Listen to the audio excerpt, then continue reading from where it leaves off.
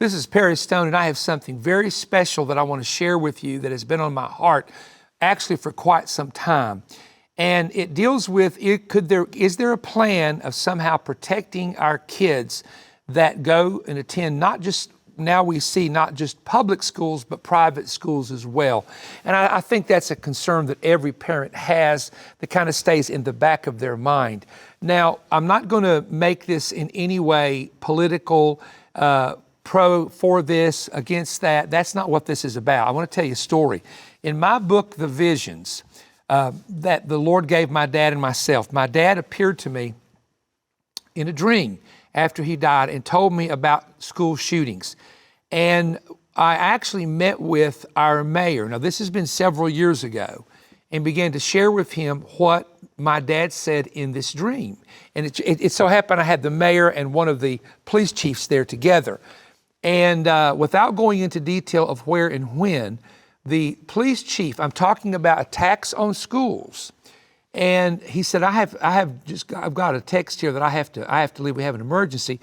And so help me, that very day in Cleveland, Tennessee, there was a threat by may have been a drunk parent or belligerent parent at a school. Of course, nothing happened, and thank God nothing happened. And I began to ask the Lord, how in the world can you protect? Because one thing is, schools have a budget that is set by the city or the county. And if you had to, for example, hire full-time security people with insurance, in most schools you would need 4 to 6 security people on an average and to set up things. And some schools, I believe, do that type of thing, which is great. But this thought came to me, and this may be a great idea. My mayor said, Perry, I've never thought of that. He said that would possibly work. It would have to be coordinated and organized. And this is what I said to him. I said, Mayor, there are tens of thousands of retired men who are solid men. They're still in good health. They don't have a particular job. They are retired. They have an income. And many of them served in the National Guard. Some served in the military. Some served in the police force. Some even serve as security personnel in their local church. And I do realize there's complications to this. There are legalities to this as well. Most of the individuals who've ever been ex-military, who are very solid people, older men, know how to shoot, and they're trained with weapons. So the training part is already a part of their foundation. Former police officers or retired police officers are the same. Security guards that are retired are the same. I said, is it possible that the schools could actually tap into their counties and find very solid retired men who have experience with whether it be the military or they carry a license, they're professional hunters, they're very professional men, they're wise men, they have to be vetted. And let there be, let's say in a month, you have 1 week, 2 weeks, 3 weeks, 4 weeks in the school season. And of course, you wouldn't need them in the summer mostly, I wouldn't think. But you have 4 weeks, and instead of them working for 30 days, well, it's not actually 30 days, it's 5 days, 5 days, 5 days, 5 days, 20 days out of a month, sometimes more depending on the length of the month, and I think you understand what I'm saying here. Take 4, 8, 12, 16 men, and train 4 of them to work. You don't have to dress up. Maybe you can vet them somehow.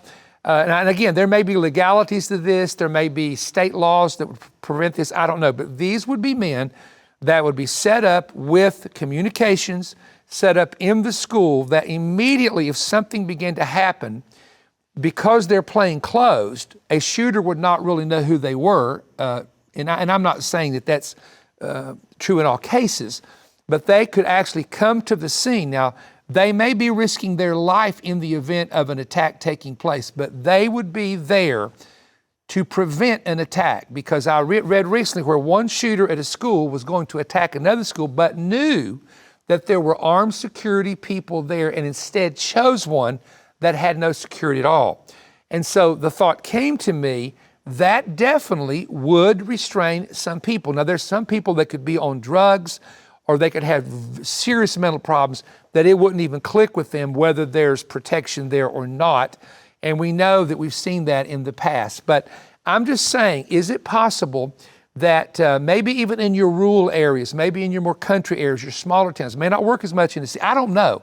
I'm not the expert. I only thought about this idea because 1, you have men who have been trained, 2, men with experience, number 3, men that are retired, and you would use them 1 week out of a month. They would not be tied up, for the entire month, but one team would come in, your assignment is the first week of every month, your assignment is the second week, and just be there as a precautionary measure in the event of something taking place. And again, they'd have to be in health, they'd have to be well trained, they'd have to understand of course, the school and what is there. But I just think if they carry a legitimate weapon, licensed weapon, and they are trained, that I just personally think it has been proven by statistics that does restrain a percentage of people from attacking if they know there is somewhere security that could deal with the issue. And again, with some people, it may not make a difference in their life. I don't know as far as the person who's involved with a terrible attack.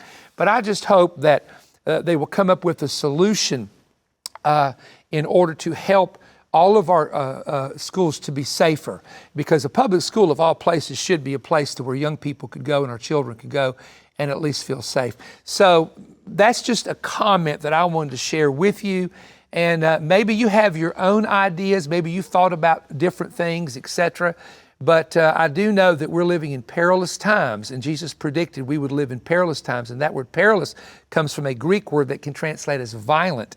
And in the days of Noah, violence covered the earth.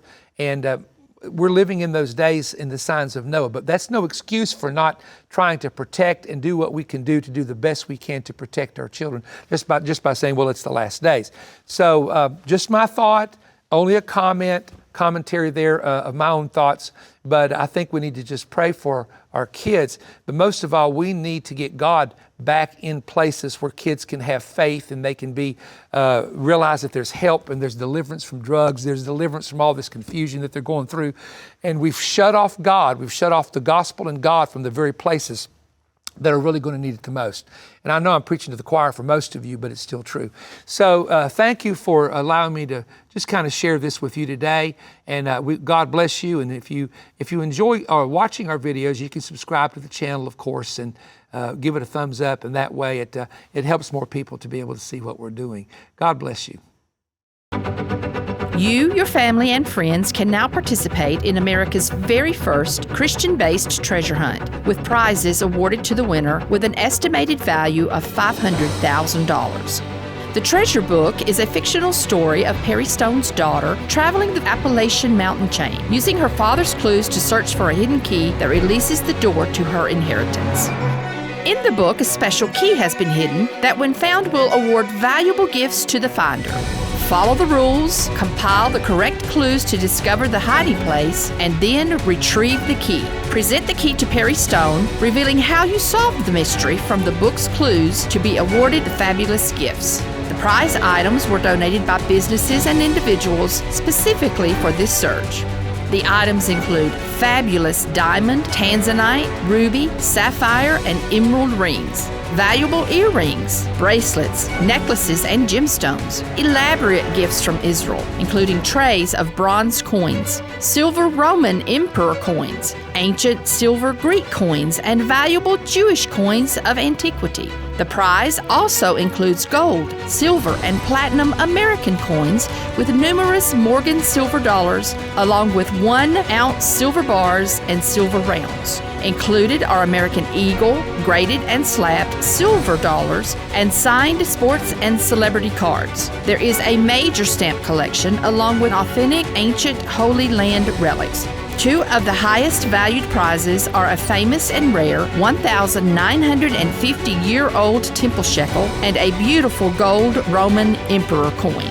Anyone of any age can participate. You will need the book, The Treasure, to solve the mystery of the hidden key. The search is designed for individuals, families, youth groups, and small groups. Work together to solve the puzzle. Many of the clues can be solved from your home or office. However, a trip must be taken to discover the final clues and the exact spot. No one who has in the past or present worked for Perry Stone or any of his ministries are allowed to participate. Eligible individuals can participate by purchasing the 152-page, full-color, 28-chapter book, The Treasure, to research clues to the key's hiding place. The book is $35, and there is a limit 2 per family. It is only available through Voice of Evangelism and not in any bookstore. Income from the book goes toward the Voice of Evangelism's 7-point outreaches.